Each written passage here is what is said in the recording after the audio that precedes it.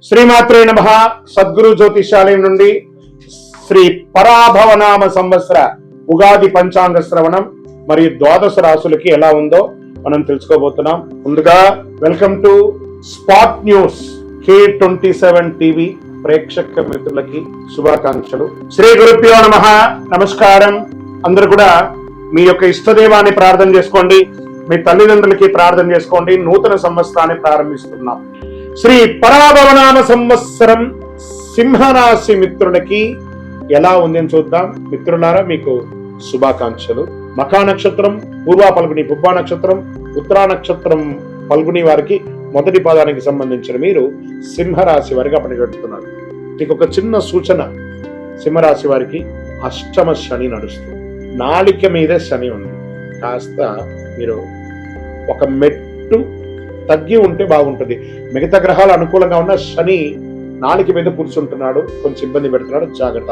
అందులోనూ మొన్నటి గ్రహణం 3వ తారీఖున జరిగినటువంటి యొక్క గ్రహణం ఉబ్బా నక్షత్రం మీదే వచ్చింది. కాబట్టి కొంచెం ఈ సంవత్సరం జాగ్రత్తగా, అందులోనూ మొదటి 90 రోజులు జాగ్రత్తగా ఉండాలని చెప్పడం జరిగింది. ఓకే, పరాభవన సంవత్సరం సింహరాశి వారికి పట్టుదల, నాయకత్వం, కీర్తి తీసుకొచ్చే సంవత్సరం. కొన్ని సవాళ్ళు వచ్చినా ధైర్యంగా ఎదురు చూసుకుంటారు. పోస్ట్ ఆగస్టు మీకు చాలా బాగుంటుందని కూడా చెప్పచ్చు. ఇంకా శని భగవానుడు ఈ సంవత్సరం శని మీనరాశిలో 8వ స్థానంలో, అందుకే అష్టమ శని అని చెప్పి చెప్పబడింది, సంచరిస్తున్నారు. పనుల్లో ఆలస్యం, అనుకోని ఖర్చులు, ఓర్పు వ్యవహరించాలి. ఇది అష్టమ శని ప్రభావం కాబట్టి జాగ్రత్తగా ఉండాలి అని చెప్పారు. గురు భగవానుడు ఎలా ఉన్నాడంటే, ప్రారంభంలో గురుడు 11వ ఇంట్లో ఉన్న జూన్ 2, 2026 గురు 12వ ఇంటికి, అక్టోబర్ 31 గురు జన్మరాశికి సింహంలోకి వస్తున్నారు. జనవరి 25, 2027 తిరిగి 12వ ఇంటికి కలుస్తున్నారు అనమాట. దీనివల్ల గురు భగవానుడు బాగున్నాడని ఇంతకుముందే చెప్పాను. ఆదాయం పెరుగుతుంది. అందులో రాజు గురు ఈసారి చాలా మందికి గురు భగవానుడు యోగాన్ని ఇస్తున్నాడు అనుకుందాం. ఆదాయం పెరుగుతుంది, గౌరవం పెరుగుతుంది, కొత్త అవకాశాలు వస్తాయి. సరే, రాహు కేతు యొక్క సంచారం సంవత్సర ప్రారంభంలో రాహు 7వ ఇంట్లో, కేతు జన్మంలో ఉన్నారు. డిసెంబర్ 6 రాహు 6వ ఇంట్లో, కేతు 12వ ఇంట్లో. దీనివల్ల వచ్చే ఫలితాలు అంటే శత్రువులపై విజయం. రాహుకేతులు కూడా యోగంగా ఉన్నారు. ఆరోగ్యం మెరుగుపడుతుంది, సమస్యలు పరిష్కారం అవుతుంది. ఎప్పుడో ఒక శస్త్రచికిత్స అయినటువంటి వాళ్ళకి కూడా ఉపశమనం జరుగుతుంది అంటారు. ఎన్నో రోజులుగా ఆడవాళ్ళు PCOD కానీ గైనిక్ రిలేటెడ్గా డిస్టర్బ్ అయిన వాళ్ళకి అందరికీ కూడా క్లియర్ అయిపోయి ఆరోగ్యవంతులుగా ఉంటారని కూడా చెప్పచ్చు. ఇంకా ఈ సంవత్సరం ఆర్థికంగా ఎలా ఉంటుంది అని అంటే, సంవత్సర ప్రారంభంలో మంచి ఆదాయం, మధ్యలో ఖర్చు వస్తుంది, చివరికి చాలా స్థిరత్వం ఉండి వ్యాపారంలోనూ లేదా ఈ అన్ని రకాల వర్గంలోనూ ఆర్థికంగా లోటు లేకుండా ఉంటుంది. ఎందుకంటే శుభ కార్యక్రమాలకి ఖర్చు పెట్టే అవకాశాలు ఈ సంవత్సరం చాలా చాలా ఎక్కువ. అది వివాహానికి ఉండొచ్చు, గృహప్రవేశానికి ఉండొచ్చు, సంతాన విషయంలో ఉండొచ్చు. అవకాశాలు బాగా ఉన్నాయి. వ్యాపారం కూడా అద్భుతంగా జరుగుతుంది. ఒక్కొక్కసారి పానిక్ అవుతారు, పానిక్ అవ్వకండి. ఈ సంవత్సరం బాగా ఉంది. ఈ సంవత్సరంలో ఉద్యోగంలో బాధ్యతలు పెరుగుతాయి, పదోన్నతి వచ్చే అవకాశాలు ఉన్నాయి, నాయకత్వం వచ్చే అవకాశాలు బాగా ఉన్నాయి. మంచి అప్రిషియేషన్స్, మీకు మంచి మంచి ఇది వచ్చింది. ఇది స్త్రీ పురుషులు ఎవరికి కూడా, స్త్రీలు ఎవరైతే ఉద్యోగస్తులుగా ఉన్నారో వాళ్ళకంతా ప్రమోషన్స్ వస్తాయి.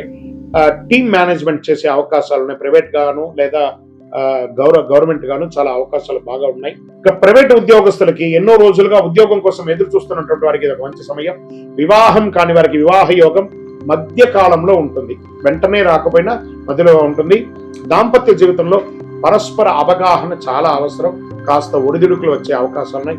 సింహరాశి మిత్రులారా, మీరు మీ వారితో కానీ, మీరు మీ శ్రీమతితో కానీ కాస్త సంయమనంతో పాటించాలి.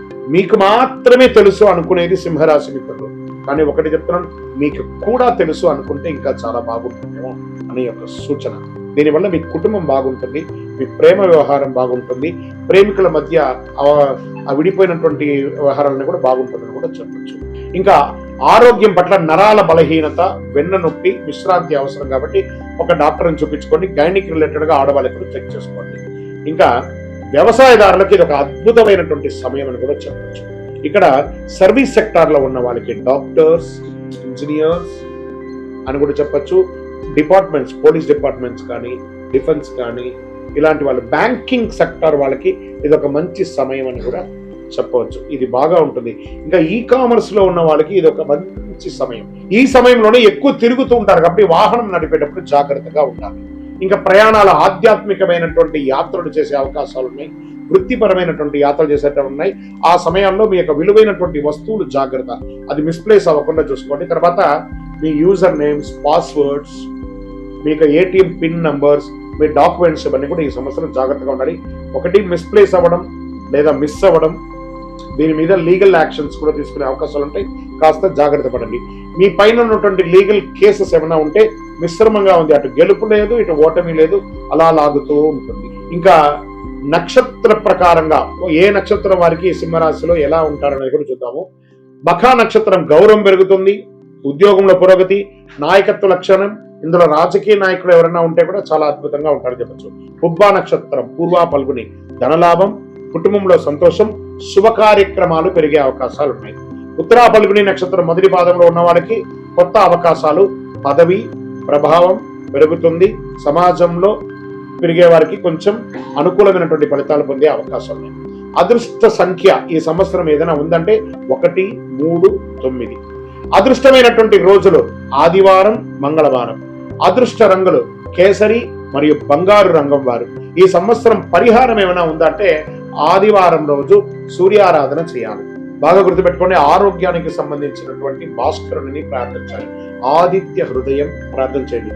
సూర్యుడికి అర్ఘ్యం నీళ్లు వదలండి, తులసికి నీళ్లు వేయండి, ఎర్రని పుష్పంతో అర్చన చెయ్యండి, గో పూజ చేయండి, గోవులకి ఆకుకూరలు పండ్లు ఇవన్నీ కూడా పెట్టండి.